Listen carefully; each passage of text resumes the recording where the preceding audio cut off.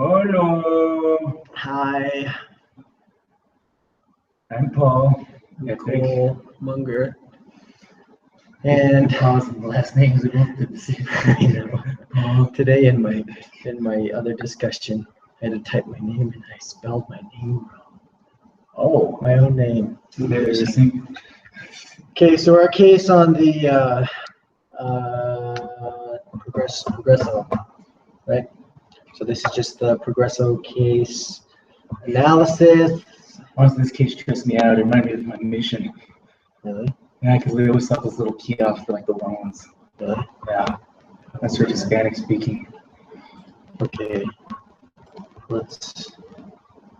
Well, I'll go ahead and say the prayer. Okay. I got to pull up right here. Okay. And Father, grateful for this day, I'm grateful for this time that we had to be together, and I'm grateful for the stuff that we're learning in this class. I'm grateful for our friends and our family, and for all the things you bless us with. I ask you to please bless with that spirit this time and help us to learn and to grow, and we pray for these things in the name of Jesus Christ. Amen. Amen. Thank you, Pablo. All right, so the first thing, you have any spiritual thoughts, Cole? Yeah, the Book of Mormon's true. And I say that because people don't think it's true. And other people just accept it just because everyone else says it's true. But I really believe for myself that it's true. I was read in chapter 28 today, 2nd Nephi. And it's pretty sweet. A Bible, we have got a Bible and we need no more Bible. Oh, yeah. Oh, thou fool.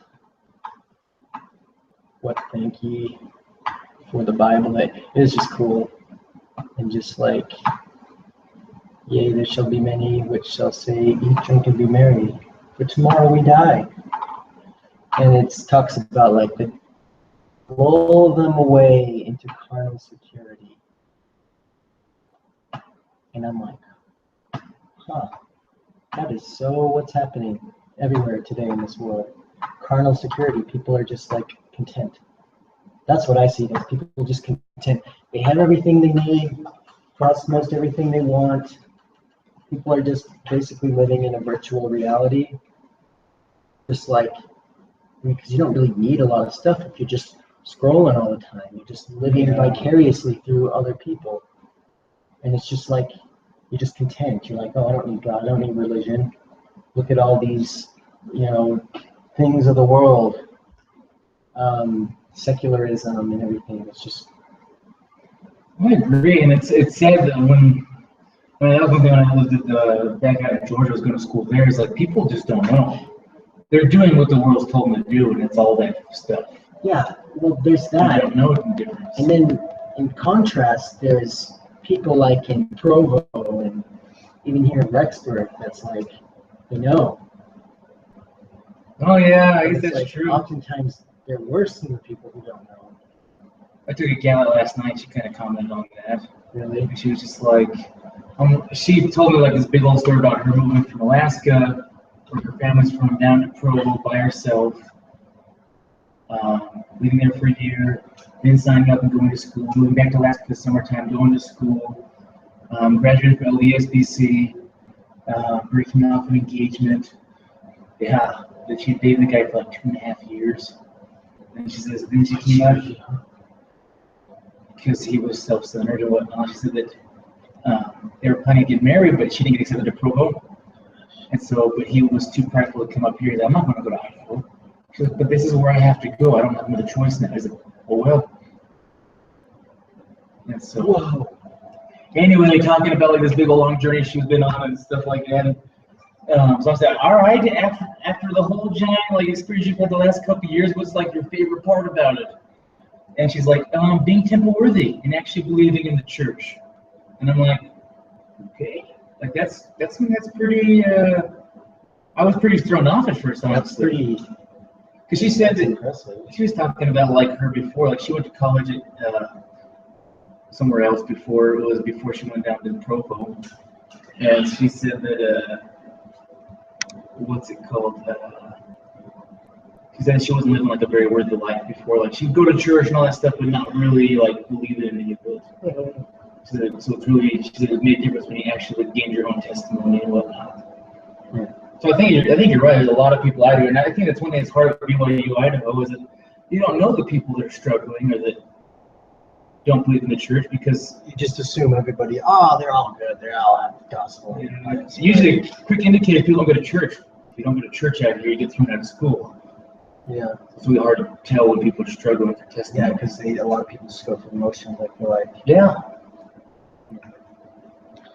Anyway, that was my thought I had today. So what's next? So, what are the possible causes of Progreso's poor sales performance?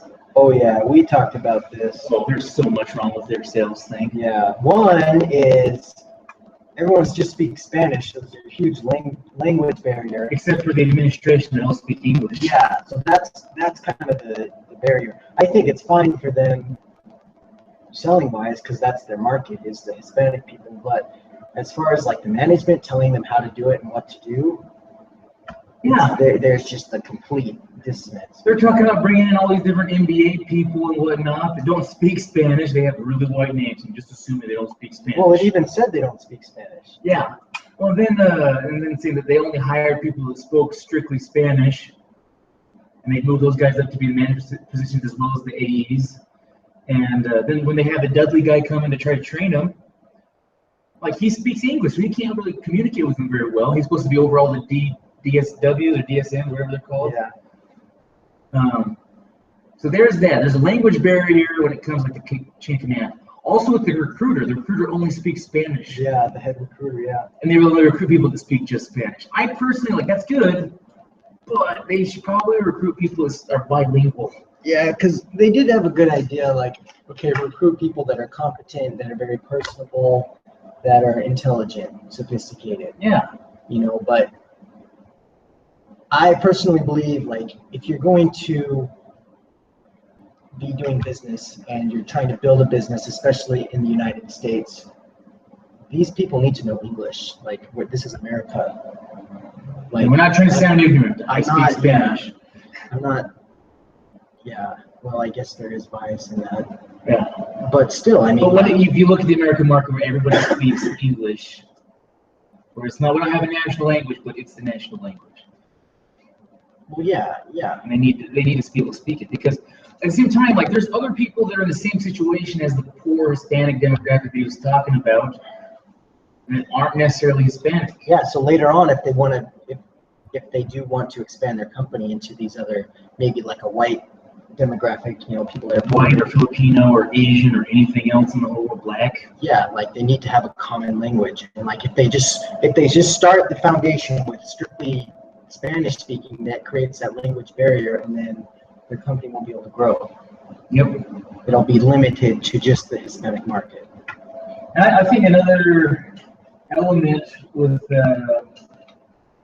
was kind of like holding back their sales process was like their foundation was not very solidified. They basically just like came up with an idea, like, oh, we can make money at this.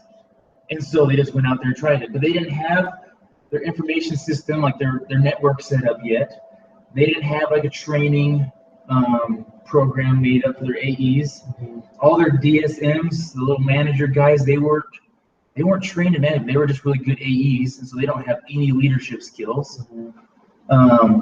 And then when they tried to expand to Los Angeles, it backfired completely. Oh yeah, because one of the issues was they gave them the salespeople goals that were pretty much unattainable. Yeah. And like we've seen that firsthand with a company that we work with a company out here named Topo. I should cover my shirt. No, show them off. They're freaking being punks right now. But like they had an idea about selling insurance, life insurance door to door and whatnot. But the same situation was they had a really good idea, but they didn't have any of like the actual foundation set up, like the sales process, the training program. Yeah, they had the foundation set up as a whole, but the sales process in general was not set up. And if you want a business to succeed, you need to have the sales process. Yeah, they didn't have it fully understood, set up, or organized. And so they just, sent us out there pretty much blind and said, okay, go try this out and be our pilots. do our pilot program, and so We'll screw you over. Oh, sorry. anyway, if anyone's watching this, Should we defame some names? what's the next one? Which elements of the business are validated? Why do you think so? Well, yeah, like we were talking, like pretty much. I mean, they do have a great. I love their business model of, you know, no bait and switch, no. I mean, Yeah, they had a very honest people. business model. Yeah, and it's like no strings attached. It's like you do this, you get this. Which was like, I thought was really cool. They're very straightforward. They wanted to help people, and at the same time, they found a good market where they actually found profitability. I mean, I'll be honest. If I was going to target a demographic, it wouldn't be poor Hispanics in California. Yeah, I sort of mentioned there. But you know that one. Ask your members to share alternate points of view. okay, so pretty much just did that. Well, I will say this too. I think one of the biggest mistakes was going into the Sears and Kmart thing. Just like, I think it could have been, I personally think that it could have been profitable and beneficial for both companies. But again, when it came down to like their foundation as a company wasn't set up, and then their partnership agreement was not well thought out with Sears. Because for one, Sears already had a customer line of credit through Citibank. That was their main provider. And when people wouldn't get approved there, They then would just chalk it up to the loss and pretty much leave and say, well, I'm screwed. If I can't even get if they didn't recommend Progreso, but Progreso was the second choice. So when you have a competing bank or lender in the same business, like you already get rejected once, you not want to like get rejected twice in one day. Also, the employees of Sears were like really unlikely to refer people to Progreso because they gained a commission off of getting the people credit through Citibank. Citibank and getting the gift cards and whatever else. Yeah, signing them up. So like they're not going to refer people to this if they're not going to get anything from it. Plus, when they said that they were trying to, they would give their employees extra commission if they can get the people to get their line of credit through a little gift card to Sears or Kmart. Like I felt like that kind of split like their main goal, because now instead of just helping them get their loan, now you're trying to push them to get a gift card that it's not very effective. It's not as flexible as just getting cash. Yeah, and a lot of it was kind of Sears' fault because like I don't understand why Sears would, unless they didn't really understand the business model very well, why they would want Progreso to come in and offer that when they have their own thing. You know, it's kind of like setting them up for failure. It's not really fair. So, I mean, a lot of it was kind of out of their control because they went into it, Progreso went into it saying, hey, this is an awesome opportunity. We're going to have so much business doing this. And they would have had Sears went about it a different way. Yeah. You know, not having all their employees refer their customers to Citibank and things like that. So, okay. How much profit does Progreso earn on a new loan with the current number of loans per month at the grocery store location? How much new loans do they need per location to break even? So you asking just for straight up like revenue or like net income? it was 36%. It's 36% was their Well, that's income? their APR, actually. Okay, because I know they went over some of their expenses in there. I just didn't write them down.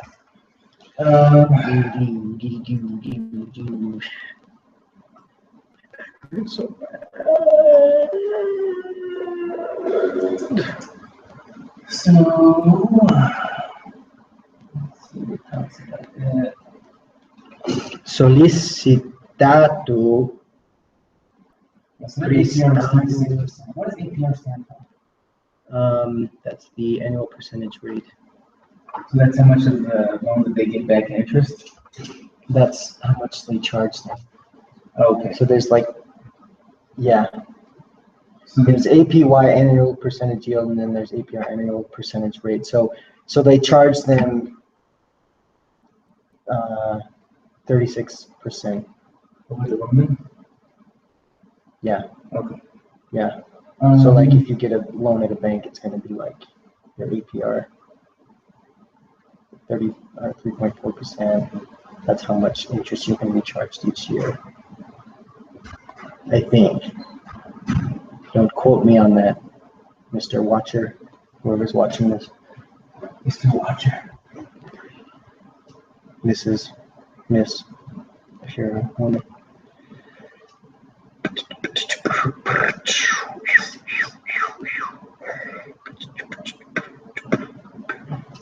What was the question again?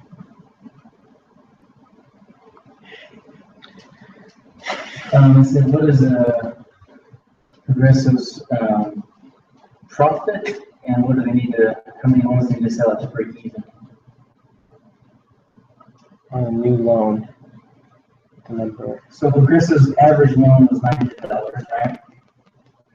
Which customers typically pay back over 9 months at gross APR of 36%. And our interest rate of 26% paid on the declining balance, and an origination fee of $45. In the declining balance calculation, each account was worth $180 in company over the life of the loan. Okay. So they need $180 of every loan they give out, basically, on average. Okay. So as a group, you must change the current compensation plan to improve the number of loans made per month. Okay. Change the which one? Current compensation plan to improve the number. Okay, so hold on, maybe it's under expenses too. Is it the overhead for retail was $2,000?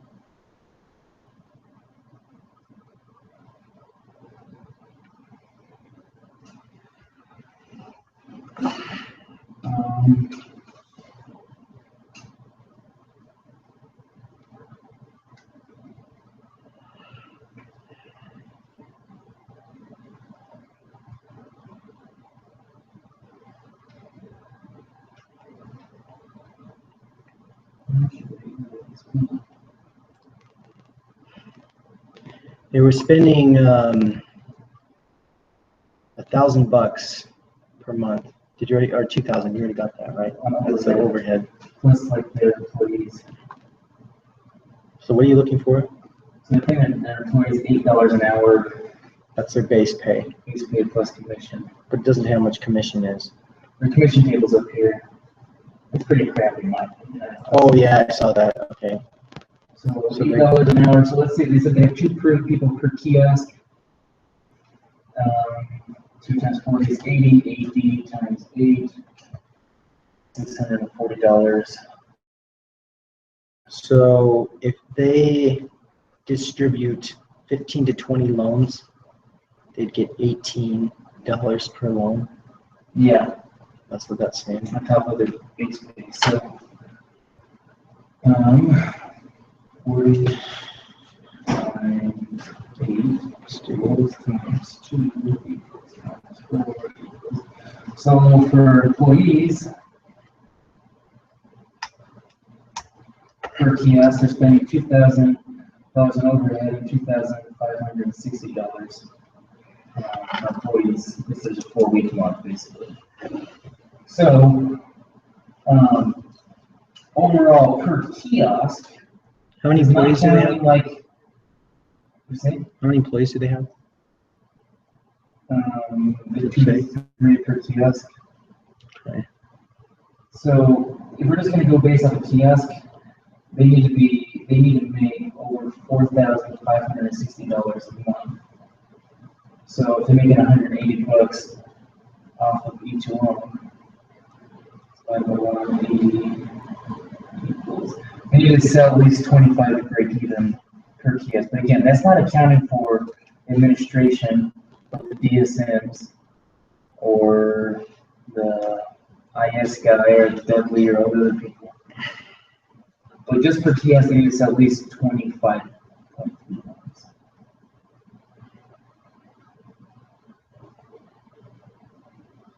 Okay, so how would we change the commission statement? So I would change it to where they talked about there being low morale because they didn't think they could reach their benchmark goals. Everybody said that. So personally, I think they need to like scale this thing back a little bit. Can they afford to do that though? That's the question. Well, if they start driving up sales, I feel like, yeah, totally. So here's the thing. What if It's really, really, if they said a lot of people became they became complacent and finally just earning their $8 an hour, right? And so if they're just fine with that, then like it's because they don't think they can even reach this 14 to make commission or 15 to make commission. So what I would do is I'd make like their first commission be more attainable. I personally would start it out at like from 0 to 8. Let's say we'll give them like $10 a sale, $10 commission. And then from 8 to 14, make it $12 commission. And then when they hit their 15 to 20, they get $18, whatever. Like it continues to go up, right? Yeah. That's what I would do. I'd put the first benchmark down lower so like it looks like it's at least more attainable. Basically, because obviously this isn't working.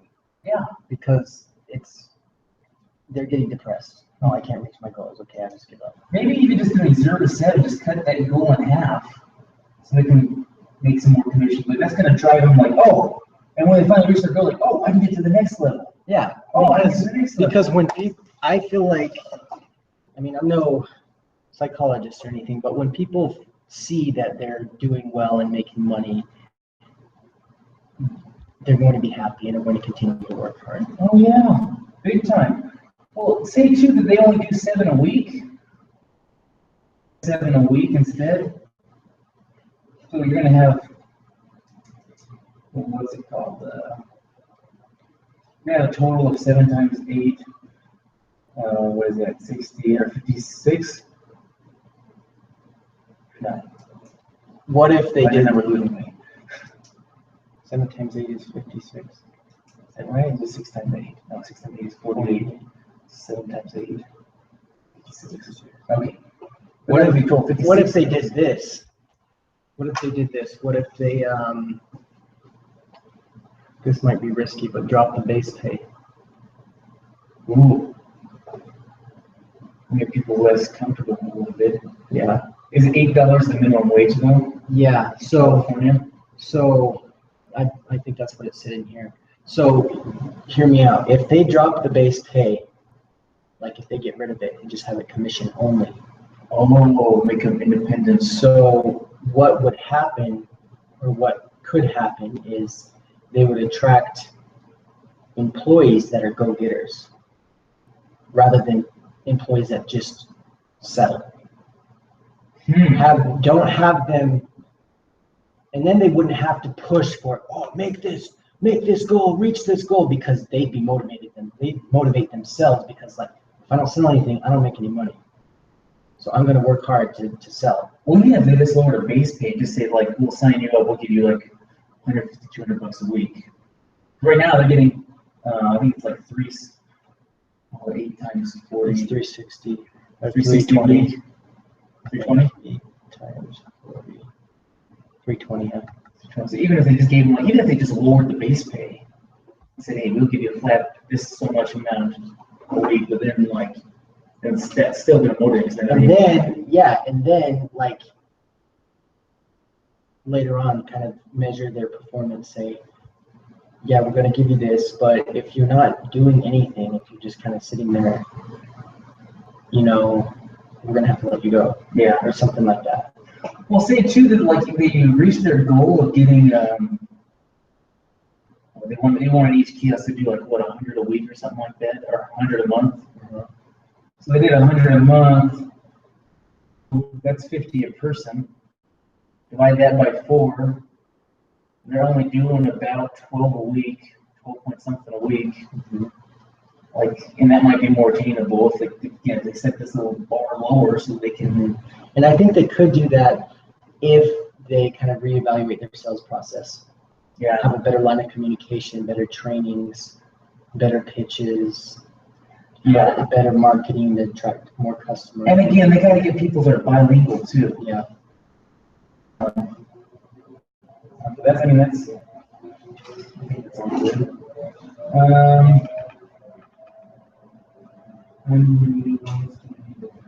So we did that one for vacation. And we did 5. Okay. Once you've made your changes to the compensation plan, plan a broader action plan to include specific activities. You manage activities or results. I honestly fire all the AEs because you know the mission like how it's like certain areas get a bad rap, and like that area would just suck because people just had a bad attitude about it. So like whitewashing the whole thing. Yeah, I would just fire everyone, all AEs Really? and the DSWs. Like, you guys didn't earn your spot here. You guys didn't own anything. We hired you guys on a lack of what's it called? Knowledge. Lack of knowledge and lack of talent anywhere else. Down people with management skills and management experience. Well, I also think along with that, they should get rid of their kind of business plan of having everyone within the company move up.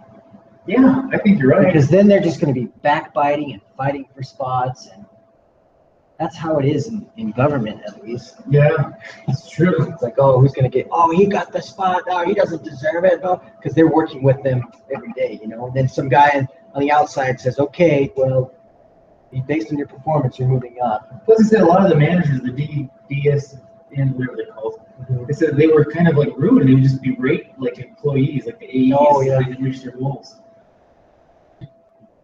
Created that bad attitude. Attitude's going to be everything in sales. We know that. Mm-hmm. If you have a bad attitude and you're not motivated.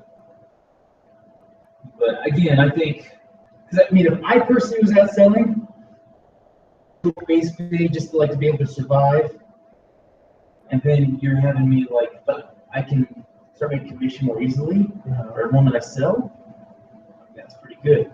Even if they just started out like with every single sale you got a commission. Even if it was lower for the first couple until you hit a certain number, like that would be awesome. That would motivate me because those sales don't mean anything until you reach a certain amount to these guys. Yeah, and they're probably not reaching those amounts. They're probably not getting 14 a week or whatever. Yeah, like why would I sell life insurance policies if the first 5 I didn't get paid on? You know what I mean? Well, if you just got a base pay. They just got a base pay instead. Yeah. Well, that's exactly what was happening at Topo. Yeah. They weren't reaching their numbers, and so they just kind of settled for their hourly wage.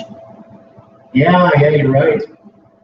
Case managers? For case managers and Us. No, we still worked. inside sales. Inside Sales. I guess we still freaking tails off. Well, not according to them, we didn't. Oh yeah, because we took off a few hours every Saturday. Yeah. Gosh. Anyway, I guess we would get out of that. Well, okay, sorry. Monetarily. All right. Well, thank you. If you watch this, thank you for watching.